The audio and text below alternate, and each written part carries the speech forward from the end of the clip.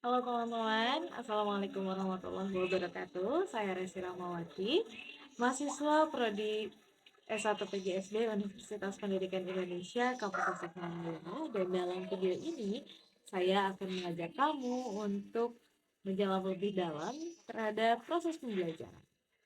Maka kamu membayangkan berada di suatu kelas yang mana gurunya mengajar dengan teknik yang konvensional, bermodalkan gambar yang ada di papan tulis dan menjelaskan sebuah materi yang cukup abstrak untuk peserta didik.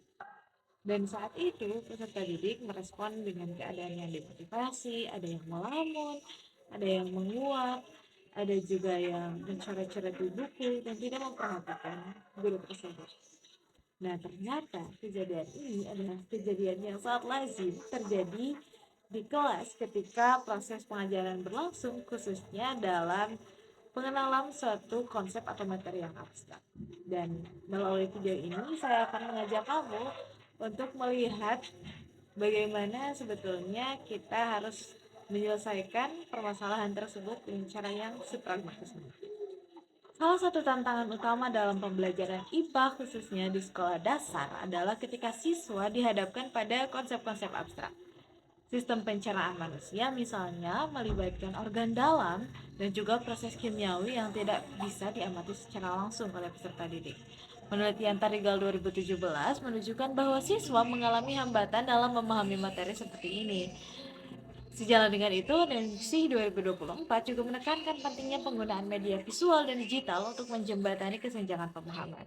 Secara teoretis, kesulitan ini dapat dijelaskan melalui teori Piaget, di mana anak SD berada pada tahap operasional konkret, yang menjadikan mereka akan lebih mudah memahami informasi yang bersifat nyata dan dapat diamati secara langsung. Ketika suatu materi bersifat abstrak, mereka akan membutuhkan bantuan visualisasi dan juga pengalaman belajar yang lebih konkret. Berangkat dari masalah tersebut, saya merancang sebuah modul ajar yang mengintegrasikan model pembelajaran kooperatif Neighborhood Together atau NHT dengan media permainan digital virtual. Model NHT yang dikembangkan oleh Spencer Kagan ini berperan dalam mendorong partisipasi aktif dan tanggung jawab kolektif dalam kelompok kecil. Strategi ini sejalan dengan teori konstruktivisme sosial Vygotsky yang menekankan pentingnya interaksi sosial dalam membangun pengetahuan. Sementara itu, Wordwall menyediakan kuis interaktif yang mendukung teori konstruktivisme Brunner dan juga teori dual codingnya Papio, di mana informasi yang disajikan secara visual dan verbal lebih mudah diproses dan diingat oleh siswa. Selain itu, elemen gamifikasi Wordwall juga mampu menimbulkan rasa tertantang yang dapat memotivasi peserta didik. Dengan menggabungkan NHT dan Wordwall, saya yakin bahwa siswa tidak hanya akan belajar secara kolaboratif, tetapi juga memperoleh pengalaman belajar yang menyenangkan, menantang, dan juga bermakna. Pada pelaksanaannya, penyusunan modul ini saya lakukan menggunakan model pengembangan instructional ED yang terdiri dari 5 tahapan. Pada tahapan pertama, analisis, saya mengidentifikasi kebutuhan belajar siswa, karakteristik peserta didik, dan juga mencari capaian pembelajaran yang harus dicapai. Pada tahapan kedua, saya mendesain dan merancang tujuan pembelajaran, strategi NHT, dan juga format permainan Wordwall yang sesuai dengan tingkat kognitif siswa. Pada tahap pengembangan, saya menyusun modul ajar lengkap termasuk LKPD, panduan guru, dan juga konten kuis digital. Pada tahap implementasi, modul diuji coba secara terbatas di kelas bersama guru, sambil dilakukan observasi langsung terhadap respons siswa.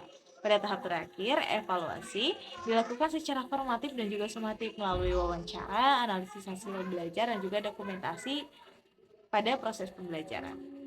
Modul ini memberikan dampak nyata dalam meningkatkan kualitas pembelajaran IPA. Siswa menjadi lebih aktif, termotivasi, dan mampu memahami konsep abstrak melalui pengalaman belajar yang konkret dan juga visual.